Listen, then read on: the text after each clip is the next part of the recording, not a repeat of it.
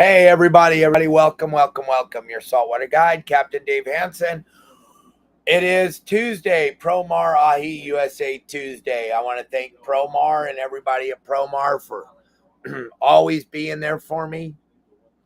Always there. They've been a huge supporter of your saltwater guide for a very, very long time. So thank you all very, very much over there. Promar will show you a cool little video about the GT4 fluorocarbon in a little bit. But everybody at Promar, thank you very much for being a part of your saltwater guide for so long. And we'll be up there in the studio tomorrow making some cool videos. It's time, gang. It's lobster season. We got just a couple more days before the opener. So let's get ready to go lobster fishing. Let's get over to the Promar website and make sure we got plenty of gear. We'll talk about it here throughout the show, but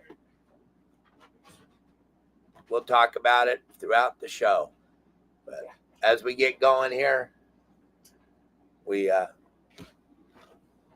want to thank everybody for being a part of War Heroes on Water. It was an absolutely extraordinary event. We got the awards banquet tonight, and I'm super excited to go to that. We're just got in here. I got Bo right there and Big Steve. They're just getting off the boat to go back to their hotel. We just got done having a beautiful breakfast at Schooner or Later down here in beautiful Long Beach, California. But today, gang, we're talking about hoop net lobster fishing because it starts very, very soon. Captain Al Clowers, Captain Pablo, and Captain Justin have plenty of dates available. Well, Justin doesn't, but Al and Pablo have plenty of dates available. So if you want to go hoop netting, just let us know over here at your saltwater guide. And then as far as hoop netting goes, gang, we're going to be talking tips and pointers and stuff for the next few days on the podcast because I can't even believe we're already here doing this. Justin's got some trips. He's going to do some combo trips, tuna and lobster. So he goes tuna and lobster, and it's going to be cool. Hold on one second. You guys want to go look through my bags and see if the stuff's in there? Everything's open. I got nothing to hide. Go through every bag. I don't have it, but you can check. Yeah, go check. Every bag's in there. I have no problem. Look in my backpack. Look through my suitcase. Look all over the floor. Look in the blankets. Anywhere you want to look. They're looking for a charger, and they think I might have it, so they can go check it all out. But, gang, as we move into this hoop netting thing, it's going to be spectacular. There's so much fun stuff to do when you're hoop netting. There's so many cool things to catch. But today we're going to try to talk more about how to hoop net, where to hoop net, and let's all hope that it's a very, very rainy year because rain makes them move. Rain and stormy makes them move. Plus, we got cold water. Everything looks like it's going to be a great lobster season. And the thing about Promar, gang, is they make everything you need when you go lobster fishing. They make the hoop nets. They make the light sticks. They make the buoys. They make the rope. They make the line. They make every single thing that you need to go hoop netting on your private boat. But now there's plenty of boats that you can go hoop netting with other people on too. So you can check it all out. You want to look around the couch here and stuff too? Let me move over here. It's all good, man. It's all good. There's no reason to not worry. So as we cruise along here on the hoop net season, gang, we're going to go through a few of the things that I think are super important when you go hoop netting. We're going to talk about that today. The number one thing is you don't want to go hoop netting by yourself because if you go hoop netting by yourself, you can only have 5. What do we got here? This is a flag from me and Bo for you. Wow. Check that out, gang. Thank you guys very, very much. I really thank you. You don't know how much I appreciate that, guys. Thank you. Did you have fun? Had a blast. Yeah? Do you want to tell everybody about how much fun you had? It's so much I had to put clothes back on, but it's enjoyable. What do you have in there, Bo? What's a little Toro? Fresh Toro. Doesn't get any fresher than that. No, Nope. it sure don't. That fish was just swimming. Yep, that's good. Amazing. Are you guys excited about tonight? Hanging Yeah. out? It's going to be a spectacular Yeah, evening, be a right? good time. I think so. It's going to be fun. Yeah. Everybody was ready to leave, but now we can't find the charger. So we're in a massive holdup. Everywhere I want to set, they want to look for this charger. Right. What is it? Android charger? No, it's a box just like that. So I'm sorry. We're jumping around here trying to figure stuff out. And I do apologize for pausing for a few minutes. Yeah, and I told you everything's down in my room. Go look. Yeah. We looked through your bag. We couldn't find it. Yeah, because it was plugged in right there forever, and then I went to use it, and it was gone. I had mine there the whole time. All right. Sorry, gang. I know I'm doing a podcast, but I've got a lot of stuff going on. So as we move into this lobster thing, make sure you have someone going with you. That way you can fish with 10 hoops. If you're only by yourself, you can only fish with 5, and that'd be like going to Vegas and only putting 3/4 in the machine. That if you put 5 in, you win the jackpot. Same thing with lobster fishing, gang. When you get out there and you go lobster fishing and they're crawling, you want to have 10 hoops in the water because they can stop crawling instantly like someone flipped a switch. It's the most craziest thing you've ever seen, how quickly they stop crawling. Doesn't make any sense, but they do it, and they just stop crawling. So you want to have 10 hoops. Whatever you got to do, beg, borrow, steal, or go to PromarAhi.com through the QR code that I have up on the screen, and you can go right over to the website, and you can order up whatever you're missing. But a couple weeks ago when I was in Alaska, I told everybody that it's time to get your gear out, get it laid out in your driveway, in your front yard, or wherever you live. And start to go through it and make sure you have everything. Because if you grabbed all your hoop net gear last year and just threw it in your garage, there's a chance you have rips and tears in your net. Maybe the ropes aren't perfect. Maybe your buoy's not ready to put a light stick on. You want to go through it all and make sure that it's ready, because it's going to be here in just a couple more days and the season's going to start. And you want to not panic and not have the right stuff. It's super important to be prepared. So the first thing, make sure you got 10 hoop nets that are in perfect condition. Then the next thing you want to do is you want to make sure you have bait tubes. You don't want to use those bait cages. You want to use bait tubes. You want to make sure that you have the proper amount, the proper amount of bait tubes. I like to have 20. If you only have 10, that'll work. But the reason I have 20 is because I change the bait out after every fourth time we pull the hoop net. We drop them and pull them on the fourth pull. We change the bait out. Or if you watch what was happening last year in the beginning of the season on Justin's live shows, he was getting hammered by the sand fleas, and they were eating all his bait. There was many nights where after 1 or 2 sets, he had no bait left in his tubes. So therefore, that's why I always like to have 20 tubes, because I can have 10 ready to replace the other 10 when that bait gets all eaten out of them or it gets washed out. But you at least have to have 10 tubes. Why don't we use the cages anymore?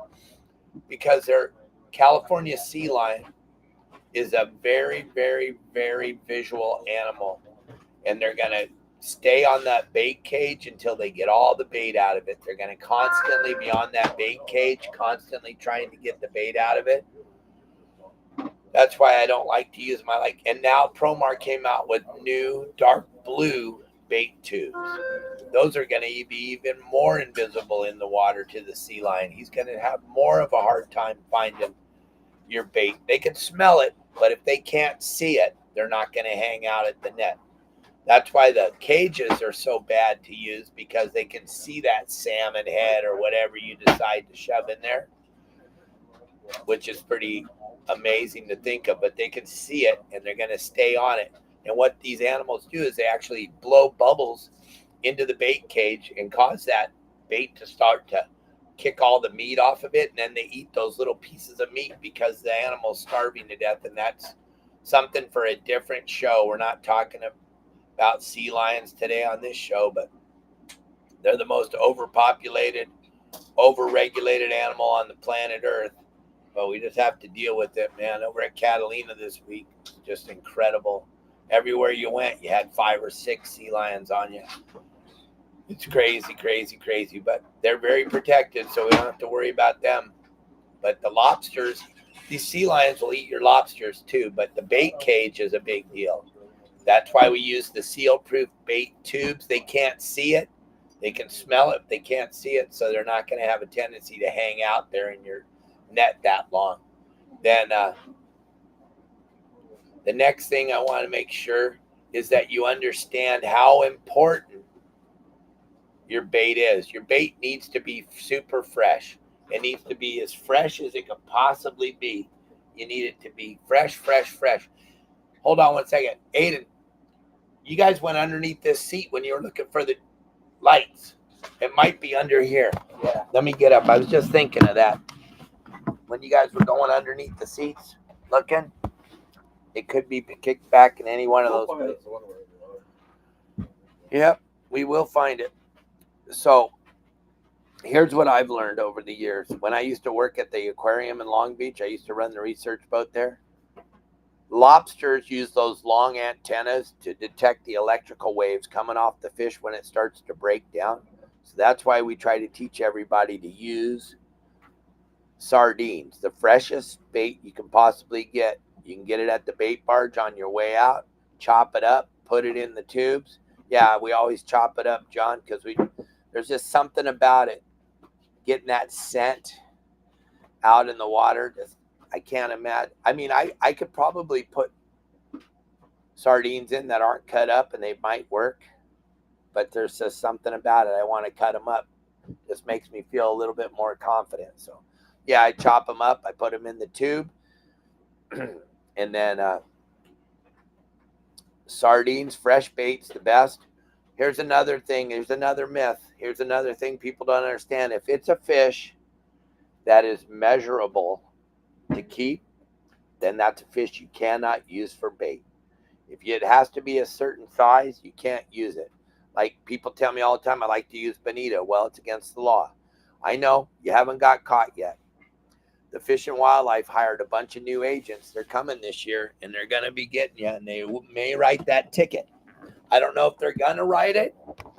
I don't know. I know you've been fishing with bonita for a very long time, and you haven't got a ticket. That's fine. But they could write it. Another thing they could do, if you think about it, they could actually write you a ticket for having a salmon head on the boat if you don't have a receipt.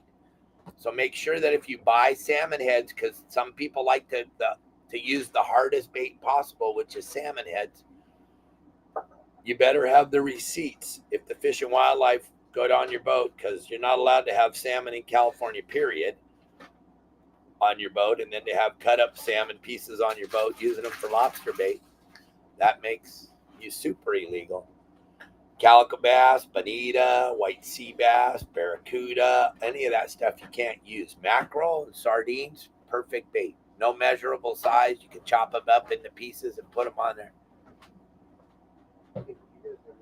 Yeah, we'll definitely, Gonzalez, we'll talk about the lobster card. The lobster card's super important to have. Yeah. Super important to have your lobster card. And listen, before you throw your first hoop net in the water, that lobster card needs to be filled out completely. What do I mean by that? Well, there's different bars on the lobster card. For the day, you have to put the day, the date down. Then you have to put down the type of hoop net you're using, whether it's a flat net or a rigid net. Then you got to put down the area that you're fishing in. You got to put the area that you're fishing in. So then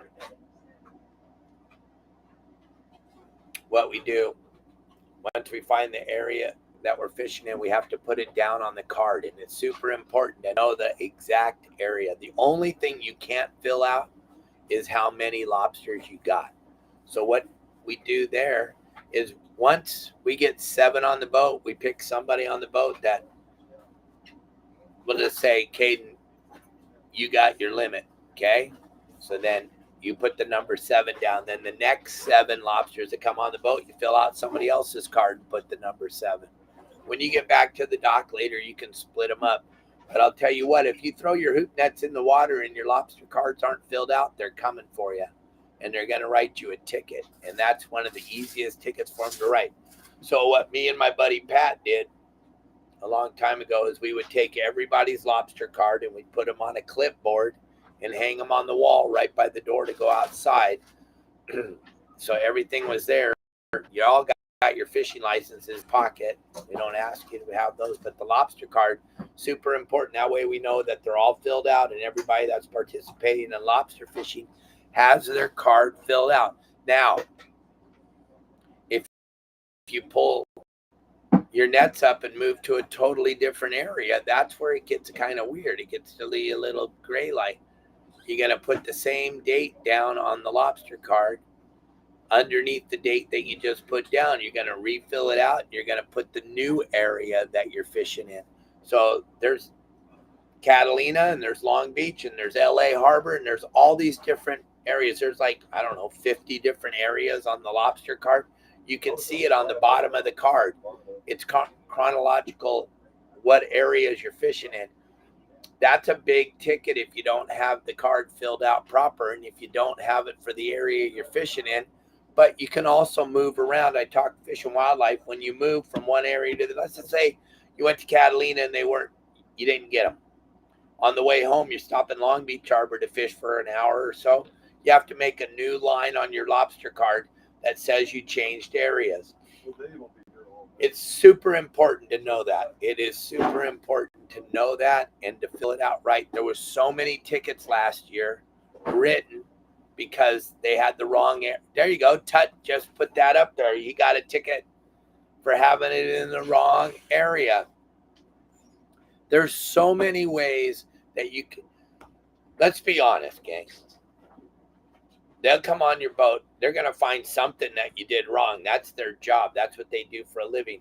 And none of us, there's so many different laws and so much stuff changing every day that if they felt like it, they're going to find something to write you up about. So make sure you pay attention to all the different regulations and the different laws and make sure you do everything the right way. It's super important to make sure everything's filled out proper and done the right way. You don't want to make a mistake with that. You do not want to get caught with your pants down. You do not want to get caught not having all the paperwork filled out properly, all right? I'm just saying. Hold on one second. Did someone grab my black cord out of here? Yep, sure did. Damn it. Someone got my only charger cord, a little black one. Darn. What kind of charger is it? It's a little black Android charger cord. It was sitting right there. You see, you can plug it in short. Right there. Hold on, everybody. You can use this guy if you need. Yeah. Hold on, everybody. I'm right here. Just stay with me for a minute. Perfect. These charger cords are a hot item right now on the boat. They're a very hot item on the boat right now. These guys are standing by. I don't know what they want. You to take them to their house. To Yeah, take them to the hotel. Helping you. You don't have to help me. We're done. Okay. Everything's done. Thank you, Bob. I'll see you tonight. See you at the party. Yeah. All right. And I'll look for that charger. I'll find it. You'll find it. I'll It's got- find it. it's I'm gotta going be to here clean it somewhere. all up Okay, here in a all few right. minutes and All get right. it all straightened up. All right. Gang, thank you very much. Gang, I want to show you something real quick. We're talking lobsters, but I want to show you this cool little video. And then we'll go right back to this lobster thing. If I got this little video, do I even have it? No, don't even have it anymore. Huh. That's weird. Oh, well. Here, check out this. This is the GT4 fluorocarbon that we used on this trip. The wind-on leaders. You see Justin holding them up, holding up the spool of the GT4 fluorocarbon. Well, over on the right side of your screen, or maybe on the left of yours, right of mine, are the wind-on leaders. those wind-on leaders is what we just used when we were trolling the Mad Max, catching those bluefin yesterday. The wind-on leaders are an incredible product, and they work very, very well. And the really cool thing about it, when you take that packaging and you turn it around, there's a QR code in the bottom left-hand corner of each fluorocarbon and also each wind-on leader that shows you all the different connection knots that you need to know. So if you go over to promarahi.com and use the code YSWG and the number 22, you'll save 10% on any Promar Ahi product, all their hoop net gear, their fluorocarbon, all the lures, the live deception flash, the cedar plugs, and everything like that. But grab that QR code on the bottom of the screen and do that, or put in the code YSWG and the number 22 if you're driving around in your car. Make sure you have plenty of fluorocarbon when you go out fishing, and make sure you have all the lobster gear you need. 10% off to all your Saltwater Guide followers and members. Check it all out. It's going to be cool. And then when you get over to the Promar website, you'll be blown away with all the products that Promar has, from landing nets to squid nets to squid brails to Xylem light sticks for your hoop nets, for the buoys, reflective tape for your buoys, the line that you're going to want connected from your buoy to the hoop net on the bottom. Every single thing you can think of for hoop netting is available at promarahi.com. Just type it in, go to the website, look at it, or grab the QR code that I have up on the screen and go look at all the products. And you need to make sure that you have plenty of extra stuff. Another thing we didn't talk about yet, but is super important, is the measuring device. Now, the law says that everybody on your boat that's participating in lobster fishing must have their own lobster measuring device. It's the law. I know you've never been caught. No one's ever asked to see yours. That's fine and dandy. I don't care. I'm just telling you what the law says. And the law says you all must have your own lobster gauge. Remember when we started talking about this before, Fish and Wildlife hired quite a few new agents. They're going to be looking very, very hard. The Fish and Wildlife is super proud of the lobsters in Southern California. So that lobster gauge is a super important thing, and they write that ticket all day, every day, twice on Tuesdays. So make sure, I would get 20 of them. I'd zip tie them together, all 20 of them, and have them and just throw them in a drawer somewhere, and then have the one on the deck you're going to use to measure them with. But then when they come, at least compliantly, you pull it out of the drawer, hold it up. I got 20 of them, and then put them back in the drawer. You can get those over at promarahi.com. Why is it silly to have one for each person? Hey, Mike Allen, long time no talk. I hope you're okay. But why is it super important to have more than one per person? Because, gang, I've seen it so many times, and I'm sure Aiden has too. Somebody will drop that lobster gauge over the side. Then what? Now you're non-compliant with the law. That'll be when the fishing game crawl on the boat and take away your lobsters. And also that's going to be a strike on your fishing license. And I don't think they tolerate it very much. If you get a strike there, I think you get 3, and then you're banned from fishing for a year. So it's super important to pay attention to what's going on and be compliant. So a few extra lobster gauges on your boat, they're not going to break the bank, but it's also going to make it so that you're very, very compliant. I'm telling you, gang, this lobster season, you're going to read a lot about a lot of people getting caught for a lot of ticky-tack things that you've never done before. You didn't even know that you were supposed to do it. I'm here to let you know. But also, get that fishing game regulation booklet. Why? Because what happens is things change so rapidly and so quickly. You want to make sure you're in compliance with every single thing that's going on. You don't want to not be in compliance. Okay? So it's super important. Bob, as soon as I find that, I'll call you. All right. So now we know. Now another thing, and I'm going to talk more about gear in a minute. But right now we're going to talk about how important it is to not take a short lobster. The fine starts at like $1,200. And then with assessment fees and everything, we're getting up into the $3,000 and $4,000. And that's another strike on your license. You're not, and if they find one, they're going to go ripping through your boat and they're going to get you for every other thing that you're doing wrong. So just understand, you can't even, if it's close and you guys are having a discussion, do you think it's legal or don't even, why are you wasting your time having that discussion? You don't need to worry about that. You don't need to be worrying about if it's close. Do you think it's legal? If you guys don't know it's legal, it's not legal.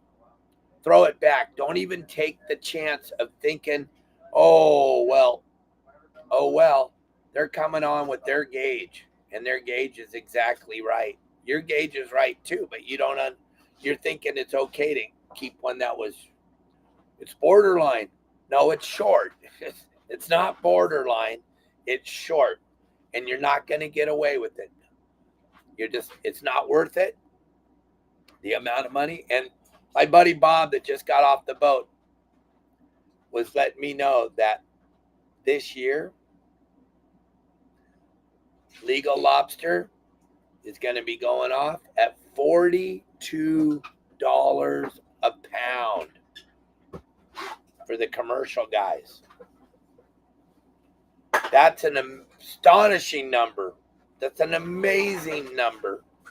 You can't comprehend that number. I know those of you that are watching, and there's a lot of you watching on the East Coast, you can't even comprehend a $42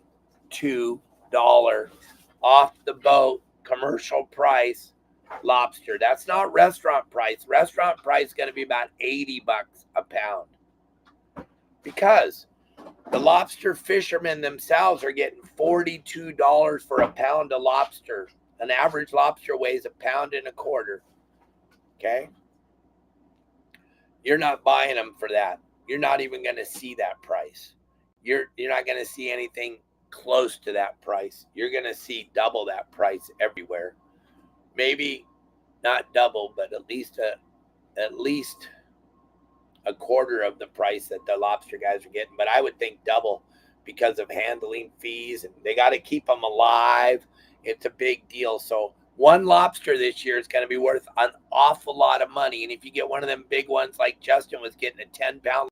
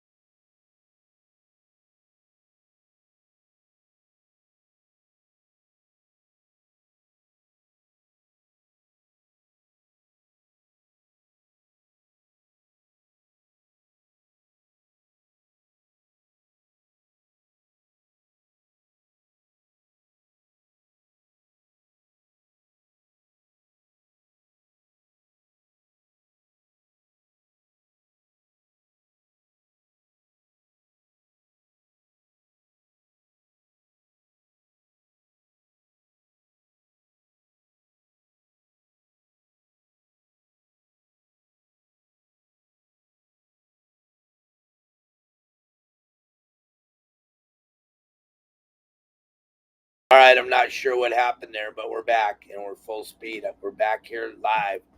So it's super important to not even think about taking a short lobster because it's not going to work out for you.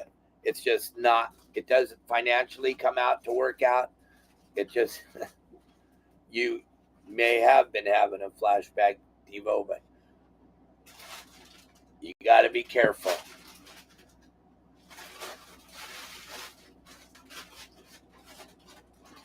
I will do that. I will try that honey and all that stuff. Best thing is for me to do is stop talking, but that's never going to happen. So, but I just want to emphasize to everybody how important it is to think you cannot get a short lobster.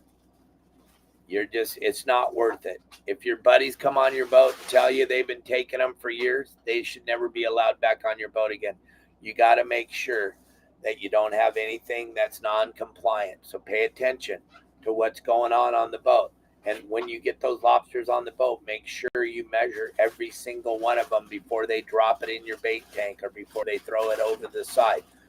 Justin and I commented last year about how many people on his charters threw back legal lobsters, and I don't understand why that is so exciting and so much fun. They've never even been on a boat before in their lives. They go out on a charter with Justin or Pablo or Al, and they all of a sudden want to be the lobster measure. They've never even been on a boat. They don't know how to measure a lobster, but now they want to be the lobster measurer, and then they're throwing legal lobsters over full speed all the time. Now, you got to slow down, everybody. I know this lobster fishing is exciting, but why would you throw back lobsters that are worth $8 a pound? I don't understand it. And somebody in the comments needs to tell me what is so exciting about throwing lobsters back. As you watch the shows, the live shows with Justin or Pablo or Al, you're going to see the passengers throwing lobsters back like you can't even comprehend.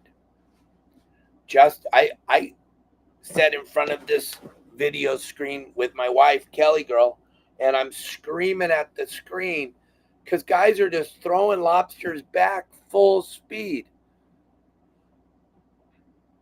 And yeah, Rodney, it's super important to make sure that when you pull the hoop net up, a lot of times those lobsters will fall on the deck and then slide into a corner and you don't even know it. And then the Fish and Wildlife gets on the boat and they see it sitting in the corner, and that's possession right there. They're going to write you a ticket because you have a short lobster on your boat, whether you meant to have it on there or you didn't.